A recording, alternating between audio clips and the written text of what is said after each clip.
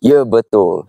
Kali ni Jackpot Garage nak minta tolong para dato dan datin. Sebagai contohnya, kita ada QJ Motor SRV 250 ini yang betul-betul perlukan bantuan. Brake disc masih licin, kena minta bantuan korang untuk kasih kasarkan. Brake pad pula, brake pad begitu tebalnya. Tolonglah guys, kasih habiskan dia. Ayo, fork belum berminyak, ayo. Belum leaking lagi guys. Saya tolong kasih dia bocorkan sikit lah.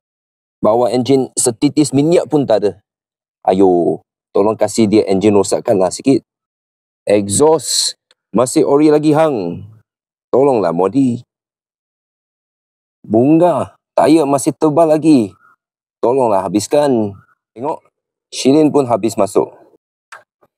Hayya, lampu masih boleh bernyala. Tengok cat dia dan stiker masih elok lagi. Dan minta tolonglah guys, kasih dia kotakkan sikit. Mungkin carikan stiker, buat cala sikit. Boleh ya? Hayya, belakang pun dah ada leaking. Ayo, ini kena minta tolonglah guys. Ayo, kulit masih cantik lagi lah guys. Ini kena minta bantuan kawan, Encik Misai, si Tompo untuk kasih calakan sikit lah. Tak betul lah ni. Ayo, tengok kesiannya. Itu filem masih ada. Ayo, masih boleh start lagi lah.